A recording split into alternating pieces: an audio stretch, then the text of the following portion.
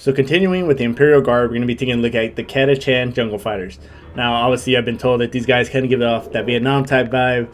Looking to see if Sly Marbo, I still remember him for some reason. He's just kind of one of those things that stuck to my head, and from what people have said about him, this guy's a legend. But obviously, it gives you like the Rambo-esque type feel, and just want to get to know a little more. I heard that these guys are also obviously a lot bigger than your typical Imperial Guardsmen, and that their jungle and their planet is just everything wants to kill you. You know, the weather, the animals, the fauna, everything. Also, links are going to be down in the description below for the original video and channel, so make sure that you check them out. Let's go ahead and get into the actual video. Location: Abundance Tertius, Archduke Somnambulus. I sit, my eyes barely able to focus. I am told help has arrived, but I cannot really understand. Everything is a blur, a grey and nightmarish blur. Men walk in to my audience chamber, ruffians, the most ragamuffin to ever enter my presence. But they look hard, everything about them, their garb, their scars, their red bandanas, their tattoos, all scream of war. My men move to close around me, but I wave them away. What could possibly threaten me now? I have not slept. I cannot sleep. A thing visits me every night, a tyrannid thing. So many of my men it has killed. It watches me at night. Its saliva burns me if I drop off. It watches me. One of the men starts to talk. And before he talks, the Tyranids, I know they have a form of telepathy, right? If I remember correctly, obviously, the Tyranid reaction that I did a while back, I completely biffed it up as far as like facts. Lore-wise, I was wrong about a lot of things that I thought I was right, so I could be wrong about this as well. But I do remember them, if I'm correct, that they had some kind of telepathy with the hive itself, with the actual, like, I guess you would call them like little drones and whatnot. But it seems like obviously one of them is doing this to this guy specifically, right? And I didn't know that was an actual thing, but I'm not 100% sure. And just stops. He takes a few steps toward me. My men flinch again, but my lack of movement persuades them I am in no danger. They do not know it is because I simply do not care anymore. Were this man to take out that lethal-looking knife at his side and thrust it into me, I would thank him. He half crouches and looks me in the eye. He then nods at me. He comes closer. So close. He even sniffs me like some form of hunting dog. He sniffs at me. He snaps back and honestly looks like he understands. But he cannot. He looks at his men one after the other and makes hand gestures I do not know. They look at me and scowl. They detest me, it seems. All turn on their heel and march out, taking my head of security in tow.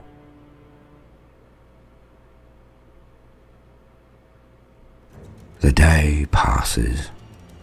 Another grey and empty day of meetings that I do not participate in. Okay, I don't know what was really going on in the beginning. Talked about the scary detail, but then he also seems like he wants to die. Sit where they indicate. I do not even recognize them anymore. It has been weeks since I slept. Weeks. I know I am going mad, as I try to focus on their faces and all I see is the visage of my nightly visitor. It makes their words even more difficult to understand, with a dozen leering Xenos faces blankly eyeing me. I do not react. I have not the energy. My fire gutters out. Night comes. As always, I am undressed by my body servants. I smile at them wanly and dismiss them. I trudged to my bed, the ritual complete. It will be here soon. The windows slowly part and creak as they open. It is here. It scuttles to the ceiling, taking its place above me, staring at me, as it has done for weeks now. I look up at it, preparing for our nightly duel. Can I meet its eyes all night, or will I doze off and be awoken by a stinging spittle that it would dribble onto my arms to shock me back into consciousness? It is then that the doors burst open. I close my eyes. I know what will happen. It will kill all of my guard again, as it has done twice. But this time it is different. Very. Shouts in a dialect I do not recognize burst from the lungs of the men who are making it through the doorway, the beast on the ceiling still. They're so fast. 2 men rolling into the room and 2 standing at the doorway firing their las guns up at it. The lictor. The horror leaps down to engage them. I prepare to be covered in human blood and viscera again. It will kill them with ease, as it did 2 score of my own men when this all started. One of the men who rolled in comes up with a net of all things, the other a huge knife like their colonel's. Wait, it is their colonel. He is with his men. So similar are they. Okay, so at first, I thought he was dreaming, right? Because it seemed that, hey, it was coming to him every single night, and this is just kind of their duel, and it was going to kill one of his guys, just kind of how it's always done. And he was going to wake up, though. But now, the Catachan, jungle fighters that are coming in. So, I don't know if this is still a dream, or is this happening, like, in real life? Or, like, while he's awake? I don't know. Not a whole lot to go off of at this moment, but I'm excited that the Catachans have finally made, like, their entrance. What I next see is a thing of wonder. Holy Emperor. I have never seen men move so fast. I have seen pics of Marines do so, but not normal men. The ones at the door were firing to its sides, forcing it into a predetermined zone, it seems. The net flies up as the beast falls down. I see the beast tear it apart in mid-flight. Fools.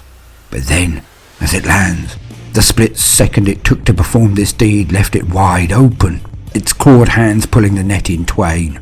The 2 men below are inside its garden, stabbing and stabbing as they push it back into a wall.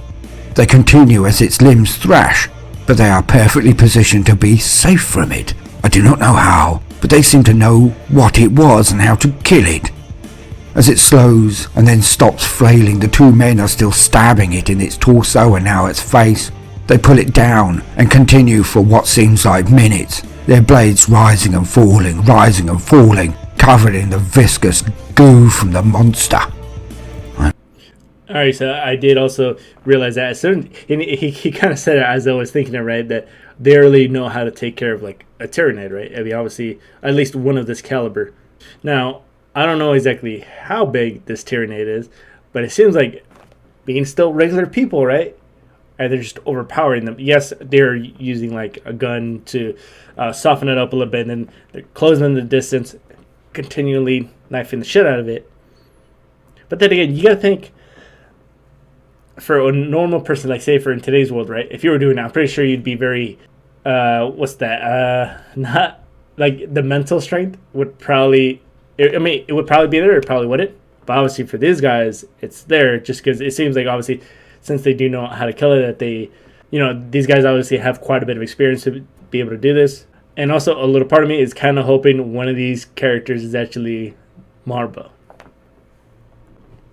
I'm stunned. The next moments are macabre as they collect every last drop of its blood meticulously. I vaguely remember asking what they do. I must be wrong. I must be misremembering due to my fatigue. I swear one told me that they would wear it, would cover themselves in the blood of their thing so they could get close to the nest, a nest where others may be. I am mad. I must be. Nobody would do that. The Colonel talks to me, but my eyes are on the nightmare. It is dead. I cannot hear what he says. I close my eyes.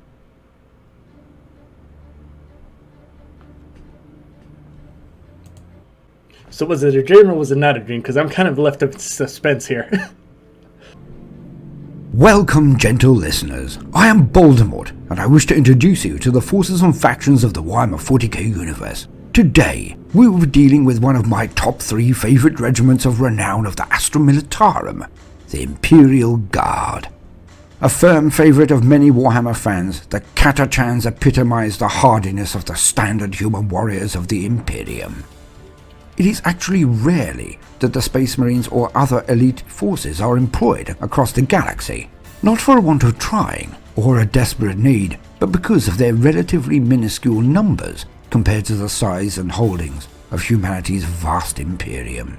To them, what is considered a low number, right? Because obviously you're dealing with worlds that have billions and billions and billions, and hive worlds that have billions of people in that alone, right? And multiple hive worlds in one planet. So what would be considered a low number to them, right? Is it 100,000? Is it a million? A couple million? Thus it is that the overwhelming majority of conflicts are resolved by the standard humans of the grim darkness of the future.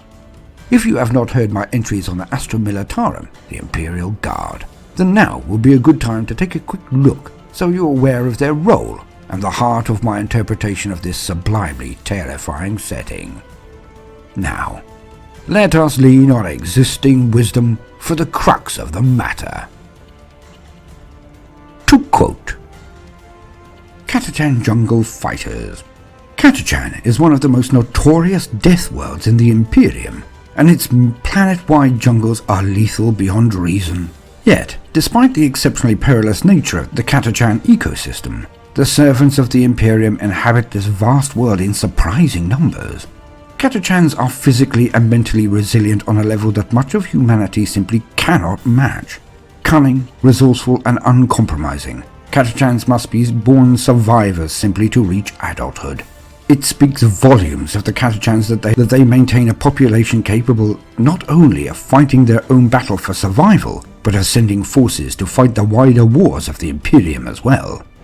Catachan raises dozens of regiments for the Astra Militarum every year, their skills honed to a knife edge upon the world of their birth. Viewing daily survival upon Catachan as but a microcosm of humanity's wider struggle, the Death World's warriors proudly answer the Emperor's call to arms. Each regiment raised is exchanged with the Departamento Munitorum for much needed. So on that part about them being able to consistently still push out regiments, right, to the actual Imperium to be able to fight other fights, but also just trying to survive. Do they have anything else that they would give to the Imperium of man besides that? I guess like manpower. Maybe is there like certain as for DCX, I couldn't think of that word or how to pronounce it. But other things like I don't know, just something that the planet offers. And also, since it is a jungle planet, I would assume from that first section of the video that there's actually some places that are like urbanized, as far as like maybe they cut out a whole flat piece of land, started building actual buildings, right? Maybe start building perimeters to keep certain animals or dangerous monsters out, you know, things like that. Like, how much jungle is this? I mean, I would assume a big part of it, and I would assume at the very least people would eventually start digging, trying to create some kind of city, right, that is actually safe. Needed medical and military supplies. These in turn allow the Catachan settlements to maintain their daily fight for life. This arrangement has stood for thousands of years, and though the Catachans bleed more than most of the Imperium of man, they would have it no other way. The very factors that shape the Catachans into such exceptional warriors also leave them proud, aggressive, and insular. Individuality is prized amongst the infantry regiments known as jungle fighters, and only a handful of traditions are treated as sacrosanct, such as the wearing of red bandanas that symbolize the blood oath sworn by each newly founded regiment. The jungle... So this is a big contrast, say, from the Mortian Guard, specifically from Part 2, when I found out that they only do really things when told to do it or ordered to do something. So that one's coming up before this video. But, so that's great. I mean, it makes sense too, right? Considering when they're very young, they haven't just survived to be able to make it to adulthood. So I would assume it's pretty safe to assume that they have quite a bit of just being able to do things that at the very least they kind of know what to do in order to get the job done, considering the fact that they've been having to pretty much do things like that since growing up. So it makes a lot of sense that a lot of times they're just more about doing something in their own way, it seems like, if that makes sense. Like, not that robotic type mind, as far as I know. Fighters are notoriously dismissive of the shiny medals and gaudy attire flaunted by other militarum regimentos. Rank and status are displayed through the inking of specific tattoos, or by the winning of famed Catachan weapons such as a devil's claw. Pragmatism is key to these grizzled warriors, with a favoured tactic being to lay explosive traps before hunkering down in defensive cover. Those enemies not outright blown to shreds are quickly finished off by las fire and torrents of burning promethium. Just picture-wise, this looks like our version of a 50 cal. You know? Put some sandbags on it, maybe. I don't understand why. Just a picture, but just something I thought I'd point out. This guy's standing right in front of this. This looks like maybe some kind of jab, although it'd be a standing one. I mean, typically when I would see one, they would be shot from sitting. And it's got a little tripod here, but this guy's fucked. Catachan's armoured regiments are similarly renowned for the destruction they unleash. With their hulking frames, Catachan crewmen are able to heft massive shells and magazines into place with ease, allowing their gunners to lay down a near unending rain of shot. Bedecked with vines, camo netting, or spatters of concealing mud, Catachan tanks may look out of place on the parade ground, but are invaluable on the battlefield. Catachan leaders typically eschew the privileges of authority, instead suffering through every hardship alongside their troops, a great point of pride among the regiments. Many commanders can claim to have personally saved the lives of half their company. Rather than treat their men as servile underlings, Catachan officers command with crude banter that conceals an underlying mutual respect. Though inarguably effective within Catachan ranks, this style... Crude banter. I mean, I'm pretty sure you can get this in any military branch. And also, it seems like they implement the leader fights with your guys, right? It could be beneficial because it could inspire the guys. And there's always, a sense of easement on your guys, knowing that, hey, this guy's right here. You know, he's willing to get his hands there, but he's also, you have a form of leadership just directly there. But this can also be very negative, considering if there's always a chance that they could get shot, right? I believe I explained the story about how we were going through a range. I don't remember the range of it in 29 Palms, but a lot of times our lieutenant kept on wanting to be at the front of the stack. Anytime we would go out, anytime we'd be going from building to building or going to clear a room, and you had to consistently try to tell him, hey, sir, I understand what you're trying to do, but you can't be the first one going in. Right? Otherwise, you're going to get shot. And typically, the first guy wouldn't. Or in our cases, a lot of times it would always kind of be like a little cherry pick. Style of leadership makes the job of outsiders such as commissars doubly difficult and often extremely dangerous when they are attached to Catachan regiments. Regiments of savage renown. The Catachan 18th. The Swamp Rats. Led by Colonel Gator, the Swamp Rats fought against a Tyrannid horde on Corral Cal 8. Although Colonel Gator. Is that what he said? Dude, this guy just immediately jumped up in my rankings, right? He's up there with Commissar Yerrick. Fucking Gator. That's such a flex of a name.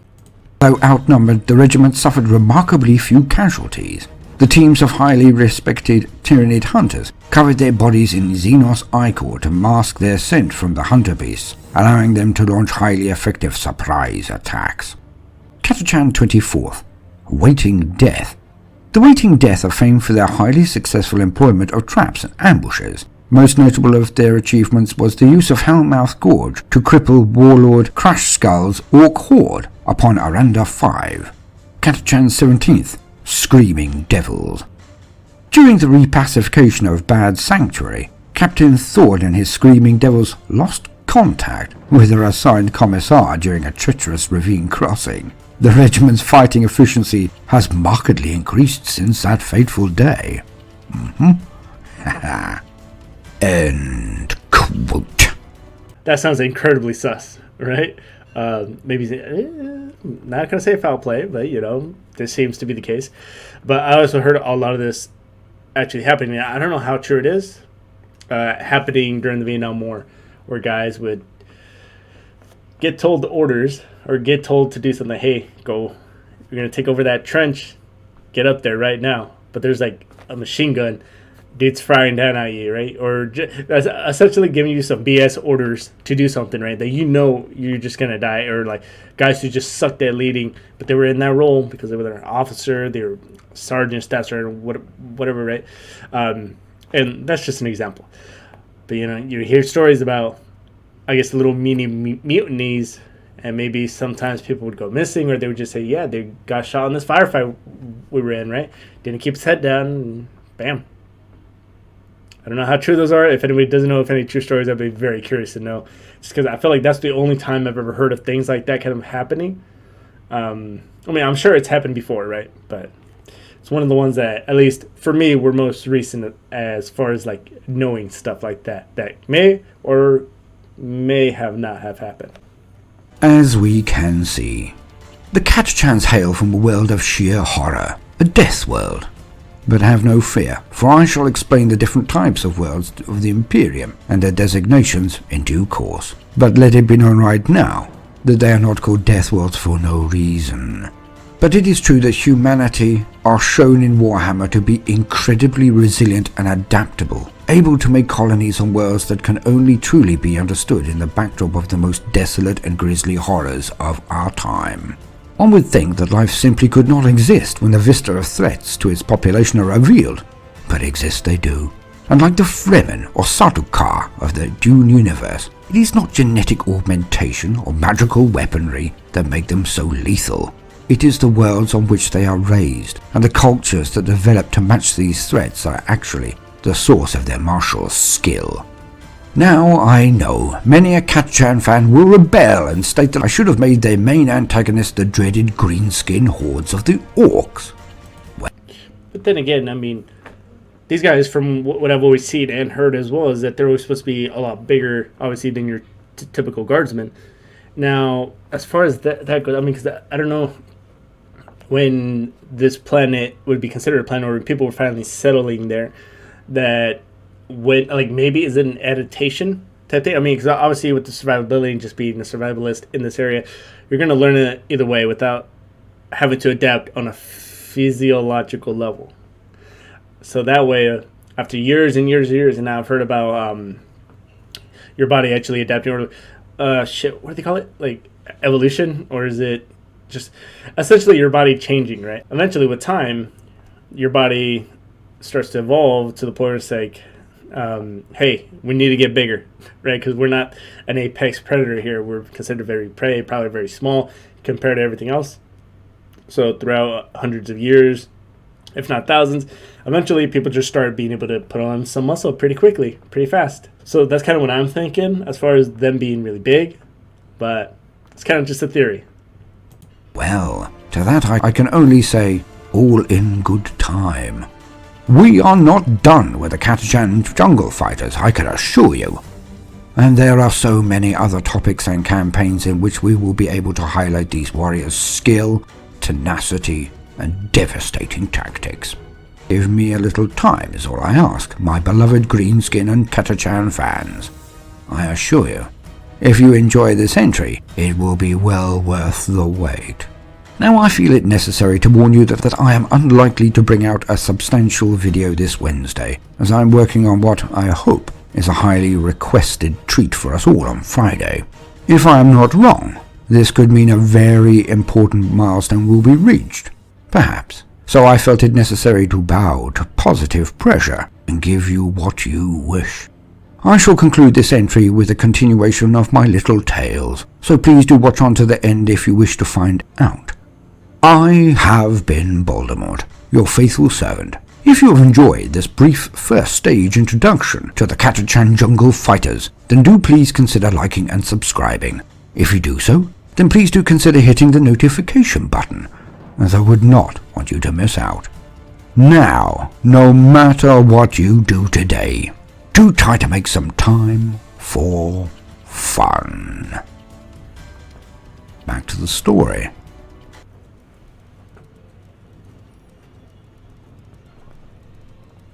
I wake from my slumber.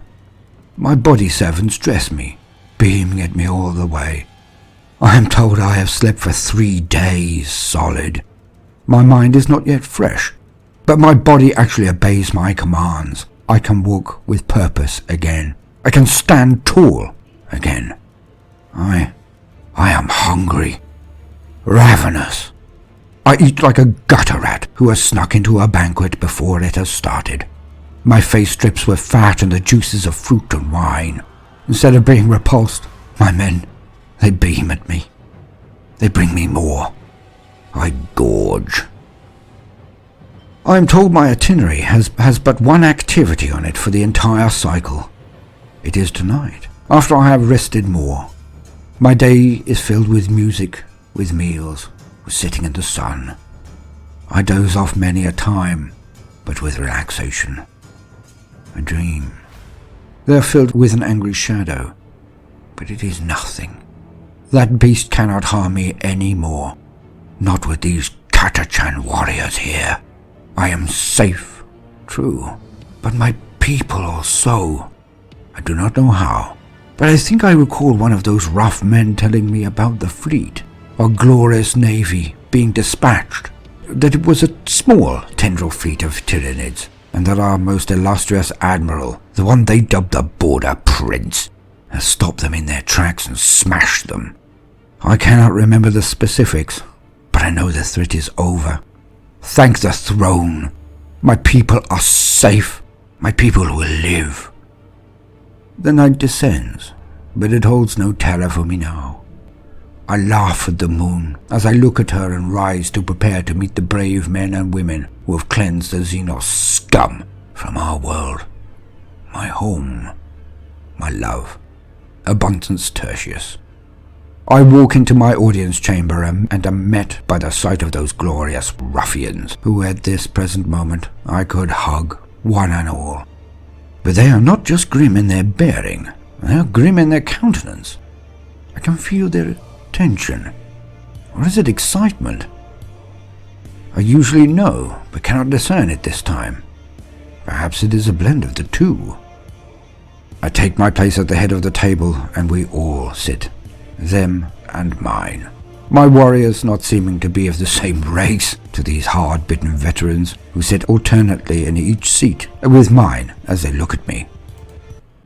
So again, as far as comparing them to, like, say, a non-Catachan jungle fighter, regular people, how big are these differences? Like, are they the same height? Maybe are these guys like 7 feet tall? Obviously I don't know, but obviously bigger musculature, but still don't know exactly how. If, like, say like a side-by-side comparison, right? From someone's from a different guardsman regiment. My mind still reels from the events of the last weeks. These men are rough indeed. Their scars and red bandanas with an acrid fog coming off them from where they doused themselves in the blood of my tormentor. All the better to hunt the secret lair of its kind and purge all within. I hope you have slept, practically shouts the colonel in charge of the delegation. It pains my ears, but I feel no animosity.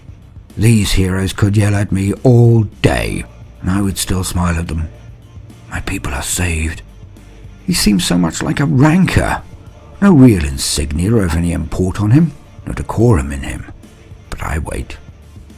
I have 3 pieces of information for you. I fear you may not have been able to absorb them when last we spoke before you reclined. He is right, of course. I have no recollection at all, not even the smell. Holy throne, I am a... Honestly, that was also the same in like specifically in the Marine Corps again. Some people just have a pissed off type voice, and people would assume that, hey, like, is this guy angry? Is he pissed off at me? Why is he pissed off at me? And that's how some people sound. I mean, some people's voices are very gruff as well, because for a lot of time they're yelling. You're yelling since boot camp. You're yelling, and SOI, kind of. You're yelling in the fleet just to make sure that your voice cracks. So if on the off chance that you do get on a firefight, your voice isn't going to crack, right? Because it's very loud. You got lots of gunshots going on. I actually had the opposite effect as far as like voice went. People thought I had a pissed off, like, what's it called, like resting bitch face type thing, right? I mean, I don't think I look very angry personally. Just my expression. Must have been near death or madness from the exhaustion. He continues. 1.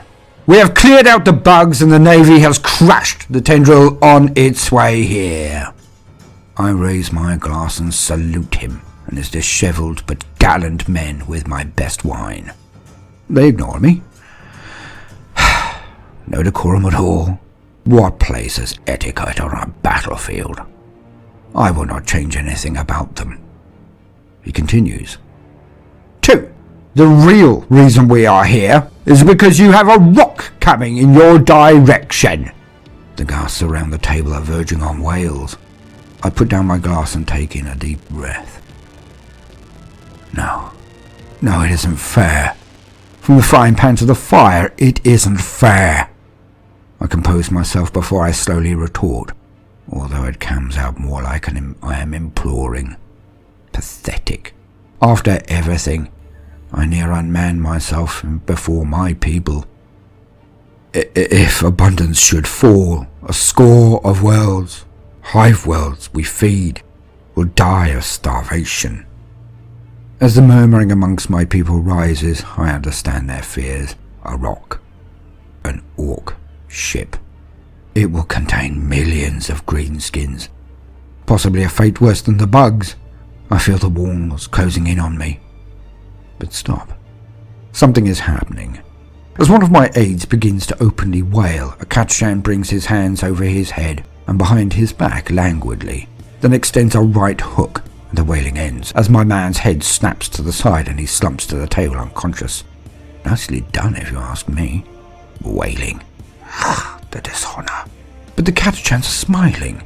The colonel has a twinkle in his eye as he passes me 2 seals and says, Here is a response from the Imperium.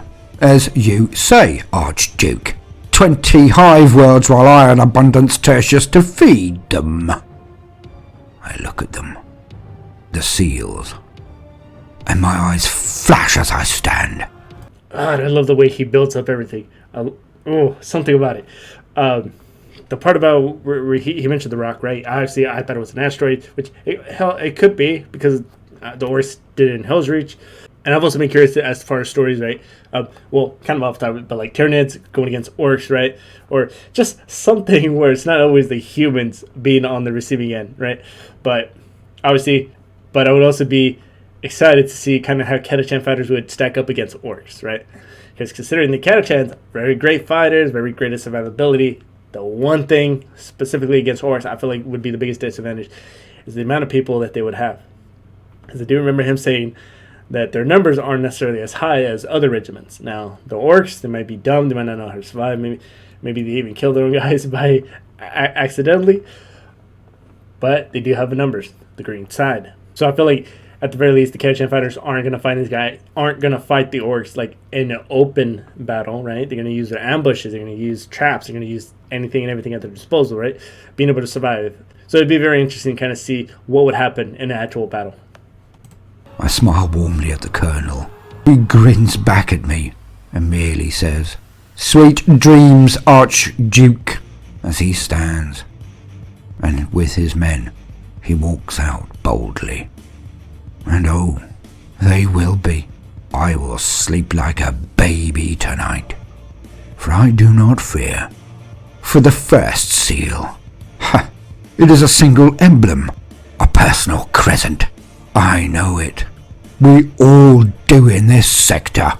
Major General Killian. The scourge of the Xenos. never defeated, never forced to retreat, never having given a single inch of ground to any of 1,000 Xenos enemies he has matched his forces against, known across the entire sector simply as Major Kill. But not only that.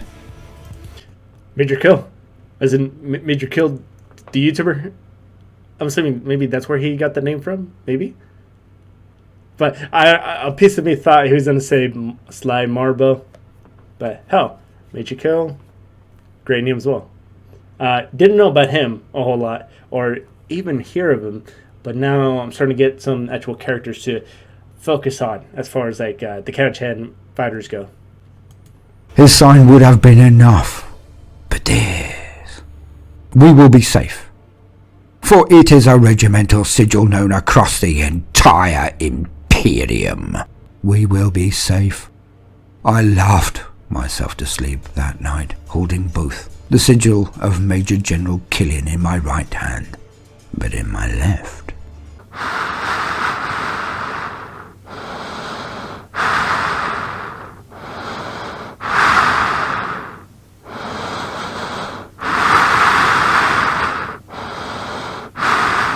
Alright, let's go ahead and talk about that for a minute. Now, first thing is first. So, imagine if you had the Krieg and the Catachan fighters on your side. Really don't have to worry about a whole lot, considering the fact that not only do you have the Catachan, we're going to be incredibly well fit. No, I don't know about terrain, because obviously it doesn't seem like they're on their planet at this point. Home planet. So, at the very least, these guys are going to be very resourceful. You got a Major Kill who, from what he just said, that's never lost any battle. Now you got the Krieg, which is where that numbers is going to come into play, right? Especially against the Orcs, considering that the Catachan don't have as high numbers as the other regiments. But now you got the numbers secured, right? And you also got guys who are also very used to like working on defense, really go charging. And if you think about it, it's kind of what Orcs do, right? They both kind of charge, right? And then to kind of end this video off with, he did mention during the video that he was going to be talking more on the Catachan fighters. So I'm going to be looking through some more videos to kind of hear not only more about them, but just also like the story specifically in general, like maybe the battles that they have against the Orcs or different Tyranids, maybe how actually joining that actual regiment goes about, right? I mean, you can only imagine. First step, surviving until you get to the right age. So I can already understand that it's probably one of the more difficult ones, and typically one that I wouldn't be a fan of, mainly because I hate areas where like little animals can hide, like spiders, snakes, things like that. Just I prefer desert environments, right? Flat land, sometimes maybe a couple mountains here and there, but definitely not jungle. It's not my cup of tea. I'm really glad I wasn't in a unit that actually focused there.